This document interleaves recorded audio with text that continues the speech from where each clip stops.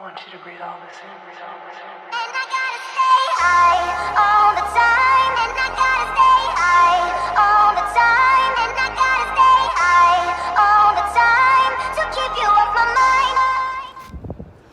What's good, my channel? Hope you are doing well on this very, very beautiful day outside. It's kind of chilly, as you can notice, in South Carolina. Got my hoodie on now.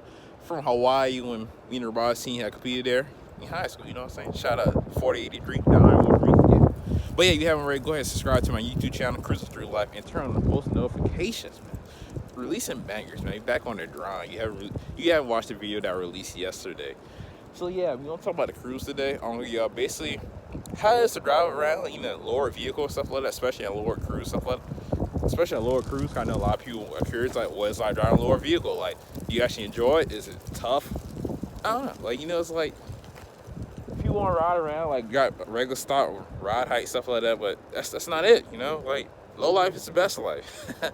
But yeah, I want to show you all that. We're going to do this. Right now we're on campus, so I'm going to ride around through campus, stuff like that. And also, maybe I'll go on the road a little bit and record. So yeah, let's get into this video, and yeah, man, I hope y'all doing very well today. Let's do it. All right, so this is the cockpit for the Cruze. Honestly, this is exactly what I see, but it's probably a little bit lower sometimes, or pretty much higher. But yeah, it all depends how high I got my seat.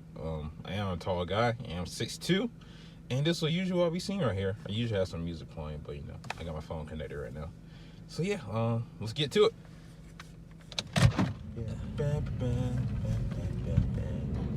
Terrible lighting, oh my god.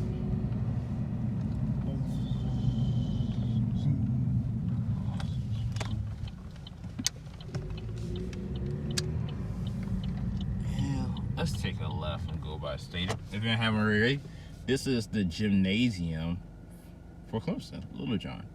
This is where I graduated at. So yeah, take that look.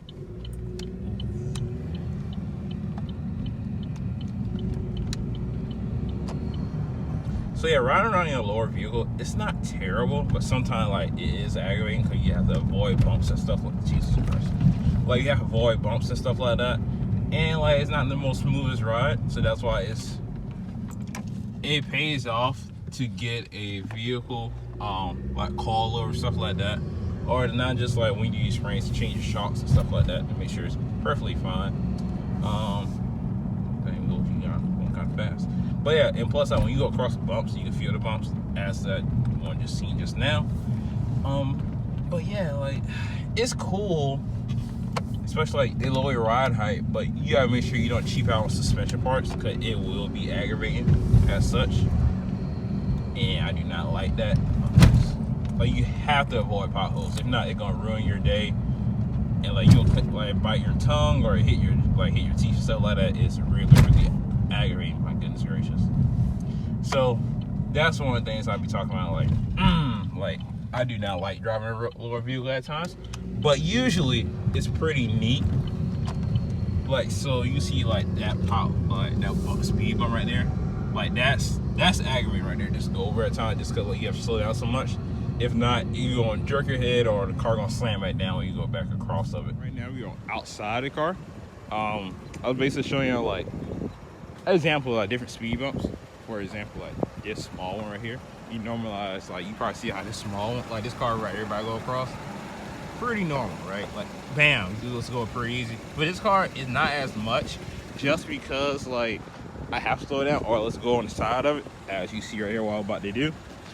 Like, yes, it may seem like I have a little bit of ride height, but always when the car is underneath load, it gets much, much smaller, especially in the back of the vehicle, or when I have someone else riding with me. But these kind of things can be avoided if you have a stiffer suspension, especially when you do coilovers. Not too familiar how it'd be with bags as such, but it'd be less movement, which is way better. So like, that's what you gotta make sure you don't cheap out. Like how people cut springs and stuff like that. Do not cut your springs. That's a very, very cheap method, and just do better, man. Like you have the money, just save up money until you actually afford it. Don't do that. Do not ruin your car just to be lowered, man. Do not do that. Take the proper necessary steps to actually get springs, coilovers, or do bags. I do suggest doing coilovers, honestly, preferred. If you don't want to do bags, because I know some people want to daily the car, stuff like that, or do way more with it. You can daily bags, don't get me wrong, especially if you had the right person set that up. If you had the right bag set up and had the right person who set up did it properly, especially like Carolina Stance with Ryan, man, you have no issues at all. Unless something ridiculous happens, but other than that, you would never have any issues as such. So yeah, that's why you gotta make sure you be perfectly fine. But yeah, let's keep that driving. You're gonna go back to recording. I wish we could do like a simulation thing, like hey, if you go right across the road, what will happen? Or you take a left, you know? But hey, this is the Freeman Building. This is where industrial engineers usually be at. But yeah, and that's Chick-fil-A right there. We're gonna go across the street. Let's go. Whee! Let's see far back. But yeah, this is my viewpoint while I'm driving this car. It's pretty cool. Honestly, it could be a little bit like the banner I have in the car. It could be a little bit lower. But hold up. That's what I mean. It's aggravating. Honestly, I will park, but it's people right there. People be tripping, so let's not do that. But yeah, so like sometimes I have to lean up or like make sure I see all the bumps and stuff like that. That's like your biggest enemy right there. Bumps, as in like speed bumps, cracks in the road, potholes, all that good jazz. This is the library. You trying to avoid it much as possible, and especially like dips in the road. Like I'm not sure you heard about the little scraping noise.